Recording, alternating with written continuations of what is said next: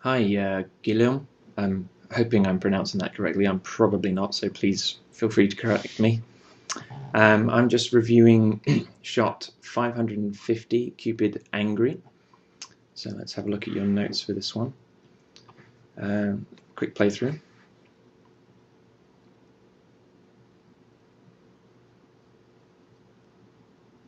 First of all, it'll be easier if you don't bother putting the black in the middle of the edit. That just kind of makes things a little bit confusing, actually. Also causes problems in the edit, so I'm going to have to change that next time you do a play blast. Right, so top note is the body lock at 41. And this is simply that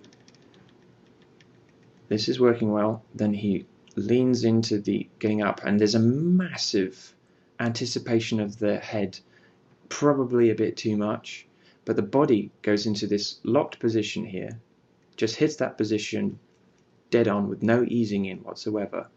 Then the head rolls up as a separate action, and it feels very, very odd and very unnatural. What I would suggest you do is ease all of that off a little bit. So, for starters, ease into this pose a little bit more, and then as the head is coming up, maybe the body was arced down and then starts to push up as the head comes up. And reduce that angle.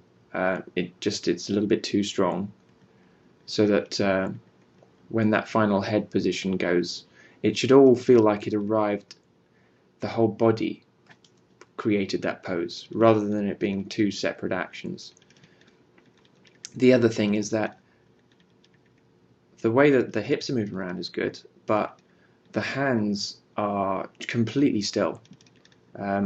If this is going to push off right around about here, he's pushing hard down on those cushions in order to get himself up into that position.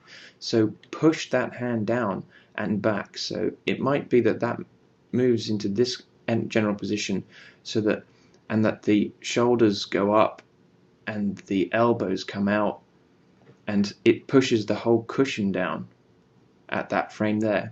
And similarly, you might get the same thing over here, although I can see that basically he's doing a lot of his leaning on here. Now, in order to get on top of that, maybe what he does is he comes... Let's see if I can reproduce it.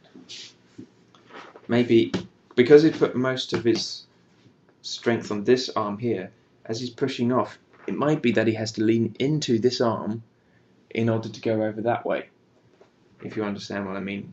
Alternatively, if you want to put the weight on both arms, then maybe he goes this way before arriving at this shot. But either way, at the moment he's going completely straight, and this hand is just feeling like it's sitting on the arm. It's not actually helping him. It's not doing any of the work for him. Right, then we got the wand arc in the second shot. So that's here. Now, I've mentioned this sort of floppy hand thing. You've smoothed it off a little bit, but basically it's kind of going arm and then wand up. But what would be really nice is if the wand comes up in an arc. At the moment, it's kind of facing into camera, directly into camera, and then just flops up, which isn't very interesting. I think it would be much better if it comes up in an arc like that. So that sort of thing, rather than going through, looking directly at camera and then appearing. Because all that kind of happens at the moment is it doesn't feel like the wand has got the same nice arc as his hand has. It just kind of feels like a secondary flopping action, and it's not feeling very natural. It would make, and then when he's holding in this position, it would feel you've already anticipated into this position. You can have a bit of a vibrate in that particular axis, this axis here, like that sort of thing. What you got going on in his teeth is looking really good. So for that final shot here, yeah, I would just say really make sure that that grip looks nice and tight. You currently, it looks a little bit loose around here. I think you could probably afford to push that thumb in a little bit more.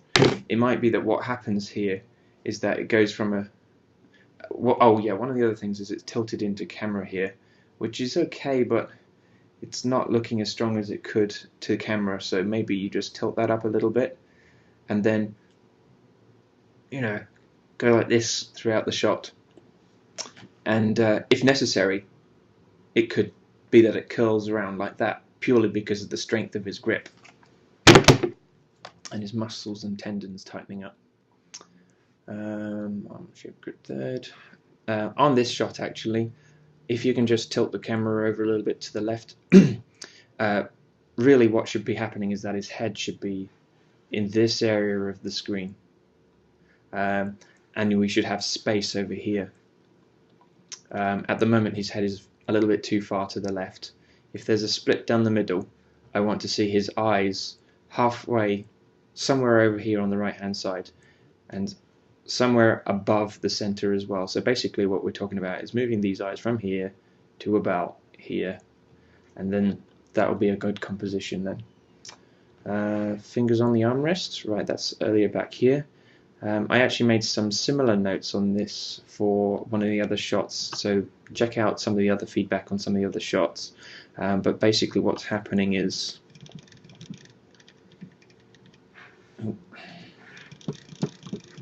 find the right frame. Watch those fingers.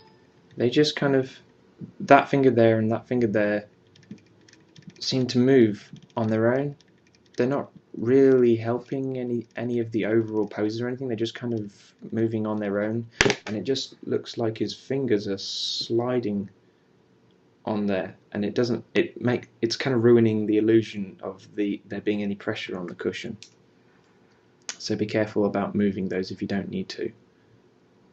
Then when you do push off, make sure that you change the angle of that hand. So do this or do this, but don't leave it fixed like that, because that's just reminding us that there's IK holding that hand in place. Those arms are not solid. Don't think of those arms like the arms of this chair. This chair's got really solid arms and they don't move. Those arms, on the other hand, are squishy volumes that float in space, and they can be pushed down. So if you need to push them down and then have them push back on him in order to convince the audience, then please do that. That was it really. Everything else is coming along nicely, so keep it up.